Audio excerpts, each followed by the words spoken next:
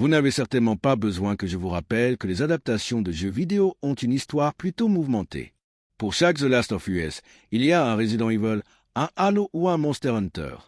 Enfin, pas toi, Street Fighter, tu auras toujours une place spéciale dans mon cœur.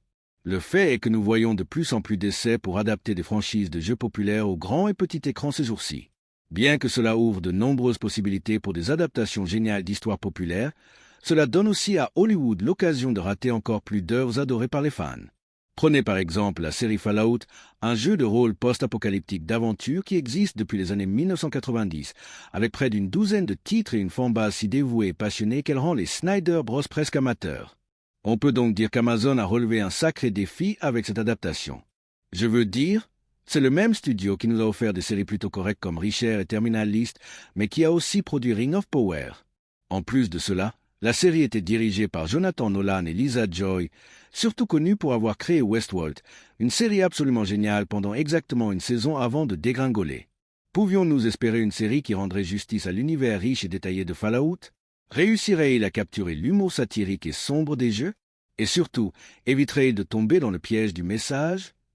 On avait l'impression que les dieux du divertissement avaient lancé une pièce en l'air et les fans retenaient leur souffle. Eh bien, je suis heureux de dire que le pari a payé dans ce cas. Plus ou moins.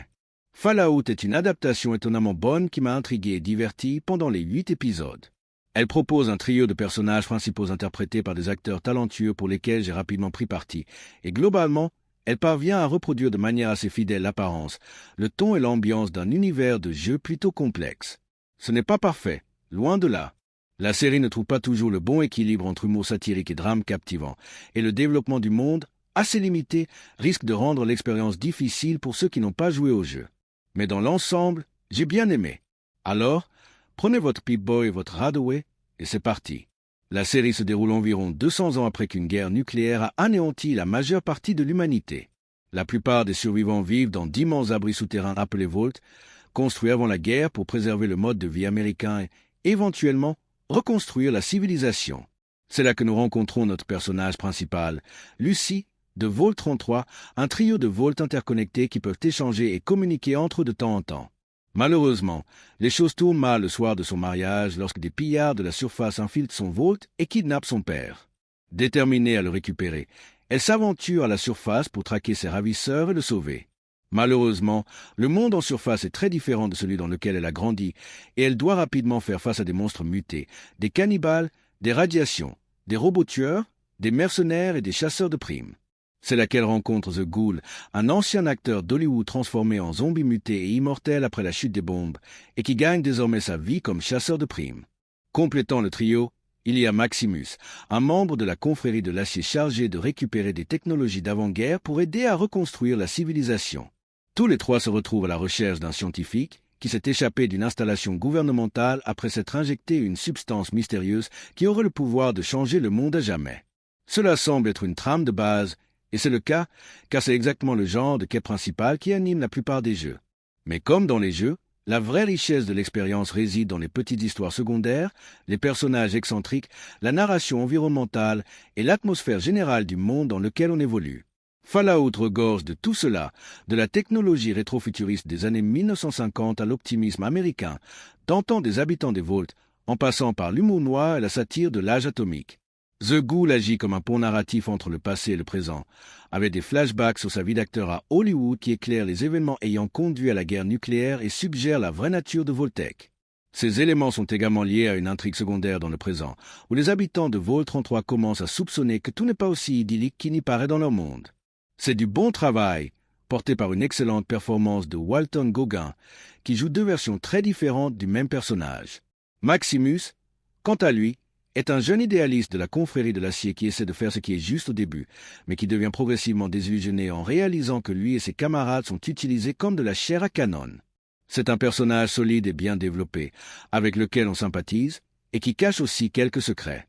Mais la star de la série est sans aucun doute Lucy, qui est courageuse, attachante et humaine, loin du cliché de la femme fort féministe auquel on s'attendait tous. Elle commence comme une personne naïve, crédule et totalement impréparée à ce qui l'attend, une proie facile pour les sauvages impitoyables de la surface. Elle se fait d'ailleurs battre à plusieurs reprises, surtout dans les premiers épisodes. Elle fait beaucoup d'erreurs qui lui coûtent cher, mais surtout, elle apprend de ses échecs et devient progressivement plus astucieuse et capable, tout en essayant de préserver sa croyance en la compassion et l'humanité. Vous voyez, les enfants, à mon époque, on appelait ça du développement de personnages. C'était une vraie chose jusqu'il y a environ 10 ans, quand les scénaristes d'Hollywood ont décidé de sauter directement à la fin en omettant tout ce qui rendait les personnages intéressants. Sérieusement, Lucy est un personnage charmant pour lequel j'ai immédiatement pris parti. J'ai apprécié son attitude optimiste et innocente, et bravo à Ella Purnell pour une performance qui montre à la fois force et vulnérabilité. Donnez-moi quelques personnages comme ça, et je pourrais bien revoir mon opinion sur le divertissement moderne. Si je devais formuler quelques critiques, je dirais que le développement de l'univers risque d'être assez impénétrable pour ceux qui n'ont pas joué au jeu. Il y a beaucoup d'éléments farfelus comme les ghouls, la confrérie de l'acier, l'enclave, l'esthétique des années 1950 et toutes les petites blagues et références qui mériteraient peut-être plus d'explications. Et j'ai l'impression que la série mise un peu trop sur la nostalgie pour les fans des jeux. Aussi, et je sais que c'est probablement une question de budget, mais le désert nucléaire est parfois étonnamment vert et luxuriant. Je ne me souviens pas d'avoir vu des forêts dans les jeux Fallout. On voit aussi que beaucoup de scènes ont été tournées dans des villes modernes qui ne ressemblent pas vraiment à l'esthétique de la série, mais bon, ce n'était probablement pas fait avec un budget énorme, donc je peux pardonner quelques lacunes visuelles. En fin de compte, je dois dire que j'ai apprécié Fallout bien plus que je ne l'aurais imaginé. Ce n'est pas tout à fait au niveau de The Last of Us en termes de drame humain captivant, mais bizarrement, je pense que je me suis plus amusé avec cette série. Comme dans les jeux, elle offre des moments d'horreur sombre et de survie difficile, mais ne perd jamais son humour satirique et noir qui sous-tend son univers. Et si vous êtes fan des jeux ou si vous êtes prêt à y aller avec un esprit ouvert et les bonnes attentes, je pense que vous passerez un bon moment avec Fallout. Enfin bref, c'est tout pour aujourd'hui. Cassez-vous.